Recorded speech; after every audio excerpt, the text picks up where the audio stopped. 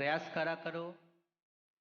अगर घर में संपदा लक्ष्मी नहीं आ रही हो, व्यापार व्यवसाय नहीं चल रहा हो, नौकरी सर्विस नहीं मिल रही हो, बहुत तकलीफ हो, 7 बेलपत्री केसर को घिसकर चंदन बनाकर बेलपत्री पर बीच वाली पत्ती पर ओम लिखना है।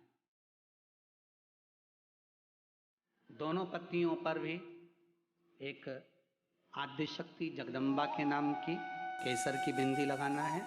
दूसरे में श्री गणेश रिद्धि सिद्धि के नाम की बिंदी लगाना है। शिव जी पर समर्पित करते जाना, शंकर को चढ़ाते जाना। सोमवार की अष्टमी के दिन भगवान शंकर को बेलपत्र समर्पित जरूर करना चाहिए, वो भी शाम के समय पर। आप लोग तो जानते होंगे कि सोमवार की जो अष्टमी होती है,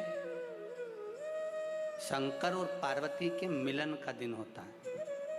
किसके मिलन का है? जम के बोलिए।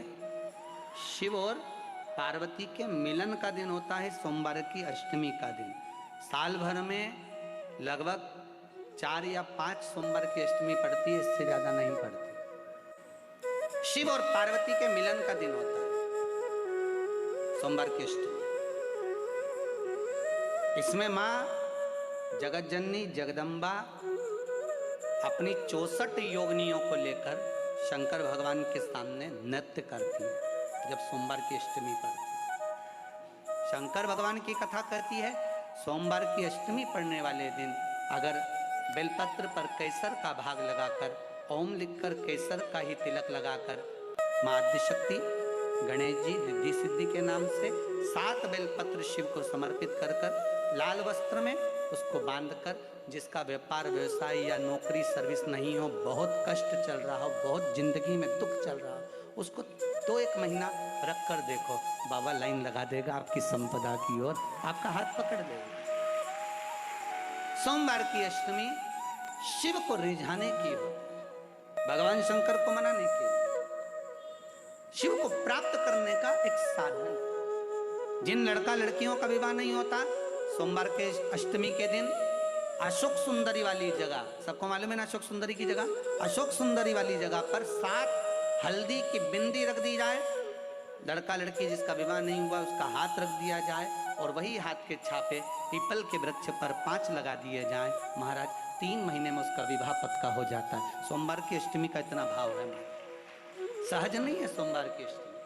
शिव और आद्य शक्ति का मिलन है सोमवार की अष्टमी। भगवान शंकर और पार्वती का मिलन। ऐसी कौन सी कामना है जो शिव पूर्ण नहीं करते? बस आपका विश्वास, आप उस पर भरोसा करना तो पूर्ण करना। पूर्ण भरोसा मतलब छोड़ दिया छोड़ दिया। पूर्ण भरोसा मतलब शंकर जी के मंदिर में नारियल नहीं फूटता है क्या? नहीं, क्योंकि पूर्ण समर्पित होता है। शिव जी को आधा चावल का दाना भी नहीं चढ़ता, पूर्ण चढ़ाइए। शिव जी को आधा फल नहीं चढ़ता, पूर्ण चढ़ता है।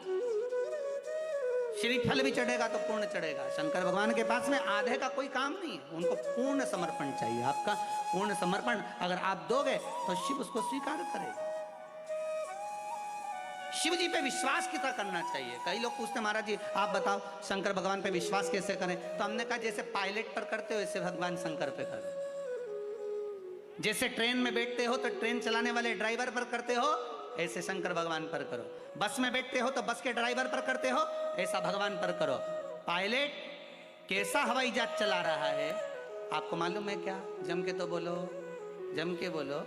मालूम है? आप तो आराम से अंदर जाके पायलट का दरवाजा बंद, वो अकेला उधर तुम इधर, अब बढ़िया चकाचक सो रहे हो। तो पायलट पर विश्वास किया कि नहीं किया कि वो कहाँ ले जा रहा है, कैसे चलाएगा, क्या करेगा? ना तो पायलट दिखे ना आगे का दिखे, तुम्हें तो बादल ही बादल दिखे। बोलो सही है कि गलत है? इसके सिवाय कुछ दिखे तो तुम तो बिल्कुल अंधे भक्त बनकर बैठ गए कि पायलट चला रहा है, अपने को क्या करना। और मैं नाम बोला जाता है कि आज ये पायलट फ्लाइट को चला रहा है, बस उसी तरह तुम अंदर जाके बैठ गए, अब पायलट लेकर जा। उसी तरह ट्रेन में आराम से सो रहा है वो अकेला बेचारा ड्राइवर, बटन दबाए ये दबाए, सिग्नल नहीं देखे और तुम्हें निपटा दे तो। पर भरोसा करा कि नहीं करा? जम के तो बोलो, करा कि नहीं करा भरोसा, विश्वास करा कि नहीं करा कि ड्राइवर चला रहा है, गाड़ी ले जा रहा है, ट्रेन चला रहा है, आप तो आराम से सो, रात भर सोए, चकाचक सवेरे उठे ने मुंडा घिसा, फिर बैठ गए ट्रेन के अंदर, और ड्राइवर चला रहा है, अपने को कोई टेंशन ही नहीं, क्योंकि उस पर अपने विश्वास करा, उस पर भरोसा करा। बस फ्लाइट चलाने वाले उस पायलट पर करा, ट्रेन चलाने वाले उस ड्राइवर पर करा, बस चलाने वाले उस ड्राइवर पर करा। जितना विश्वास कर कर आराम से तुम ट्रेन में सोए हो, फ्लाइट में आराम से सामान लेके बैठ गए हो, शंकर की कथा कहती उतना विश्वास तुम शंकर पर कर लो और शांति से जीना चालू कर दो, बाकी का सब निपटा लेगा वो आराम से। सोमवार की अष्टमी बहुत सुंदर दिवस है, बहुत बहुत बधाइयां महाराज। सोमवार की अष्टमी का मतलब आपको इंदौर की कथा में बताया था, जिस दिन शंकर और पार्वती के मिलन का दिवस हो, और केवल एक माता पार्वती के अकेले मिलन का नहीं, 64 योगनियां तक भगवान शंकर से मिलने के लिए आती हैं।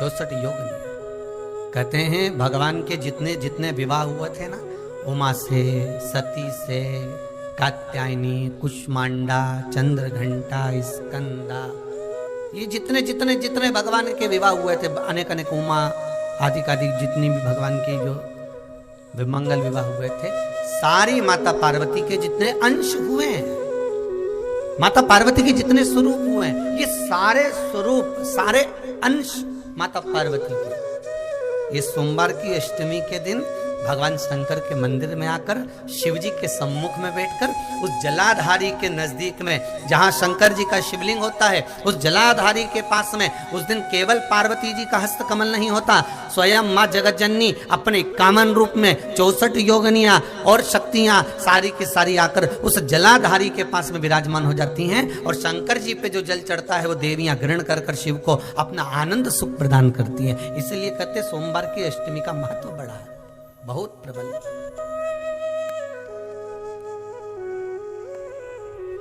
अभी 2 पड़ गई हैं, अब बैसाख और ज्येष्ठ में पड़ेगी सोमवार की अष्टमी, उसके बाद में फिर एक और पड़ेगी,